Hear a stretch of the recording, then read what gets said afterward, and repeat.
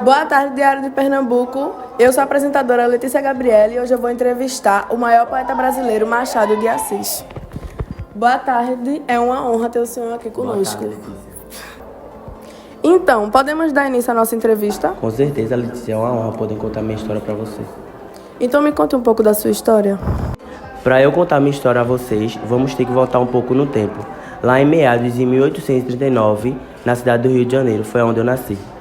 Eu vim de uma família de escravo muito humilde e tinha uma irmã que morreu aos 4 anos. E depois de 4 anos, minha mãe chegou a falecer e meu pai conheceu uma mulher que virou minha madrasta. E falando em minha madrasta, tenho muito que agradecer a ela por ela ter me ensinado a literatura e a escrita. Durante minha infância, eu estudei em escola pública, mas na verdade, minha formação é autodidata. A falta de recurso não diminuía a minha vontade de saber mais.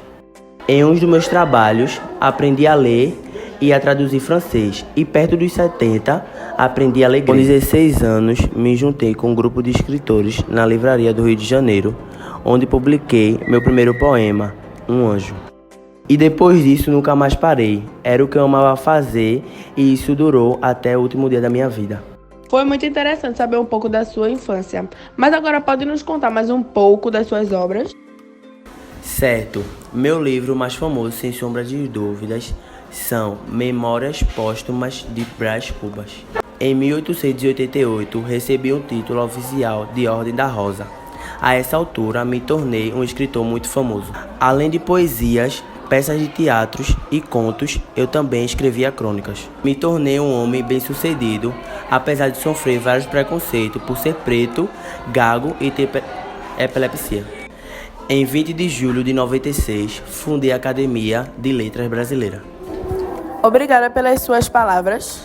Nada. E agora eu vou passar a reportagem para minha amiga de trabalho, Maria Eduarda. Boa tarde, meu nome é Maria Eduarda. Eu vou entrevistar um poeta brasileiro contemporâneo, Marcelo de Salati. Então, Marcelo, podemos começar a entrevista? Podemos. Claro, vamos começar a entrevista. Vou contar para vocês um pouco da minha história na literatura contemporânea. Eu nasci em 79, em São Bernardo do Campo, São Paulo. Durante a minha infância, eu tive contatos com um grupo de rap e isso contribuiu para a minha formação política. Esse contato com o mundo do rap me fez ter influência nos quadrinhos, porque eu também sou desenhista. Sério? Com quem você aprendeu a desenhar? Eu achava que você fosse apenas escritor. Sério, pô. Eu aprendi em casa com meu irmão e essa prática me incentivou a criar meus próprios personagens e histórias. Inclusive, na minha adolescência, eu estudei em colégio público, num bairro bem pobre de São Paulo, sabe? Inclusive, o colégio que eu estudei me ofereceu cursos de design, artes e quadrinho. E isso me fez interessar ainda mais. E como começou seu interesse pela escrita? Porque seus livros abrangem públicos jovens. Eu me tornei um quadrinista porque é uma leitura mais fácil para os jovens e até mesmo para as crianças. Que bom, então conta mais um pouquinho sobre seus quadrinhos. Claro, meus quadrinhos abordam racismo e escravidão. E também a vida na favela, né, que foi de onde eu vim. Então, obrigada pela entrevista. É muito bom ver um exemplo de um homem negro que veio da favela e venceu na vida. Joaquim Maria Machado de Assis sempre foi um homem bastante doente e, para aumentar seu sofrimento, em outubro de 1904, morre sua mulher, auxiliar e companheira. Em sua homenagem, Machado escreve o poema A Carolina. Em 1908, licenciado das funções públicas, mesmo debilitado, escreveu seu último romance, Memorial de Aires.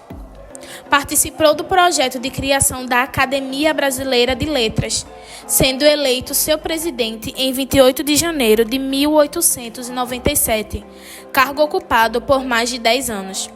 Machado de Assis foi um homem ávido escritor.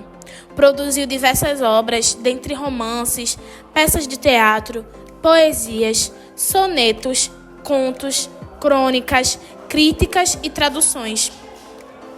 E, infelizmente, no dia 29 de setembro de 1908, Machado de Assis faleceu na casa 18 da rua Cosme Velho, no Rio de Janeiro, vítima de câncer. Marcelo de Salati forma-se em artes plásticas pela Universidade de São Paulo, mais conhecida como USP, em 2006. E torna-se mestre em Estética e História da Arte em 2009, na mesma universidade.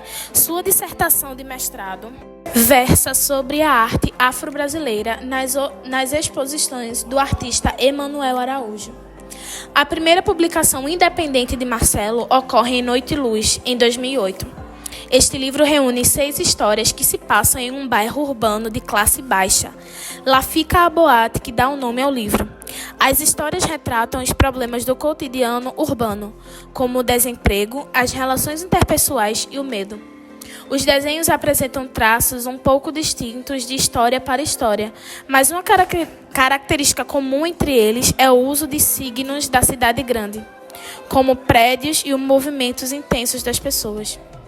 As histórias urbanas voltam a aparecer no seu segundo livro, Encruzilhada, em 2011. Nele, o quadrinista desenha o cotidiano da periferia por meio de personagens comuns do dia a dia dos grandes centros, como vendedores ambulantes, prostitutas e crianças em situações de ruas, invisibilizadas por quem transita pela cidade. De Salati utiliza poucos diálogos e a narrativa se sustenta nas imagens, que muitas vezes trazem apenas closes, detalhes das cenas retratadas nos quadros anteriores. Marcelo de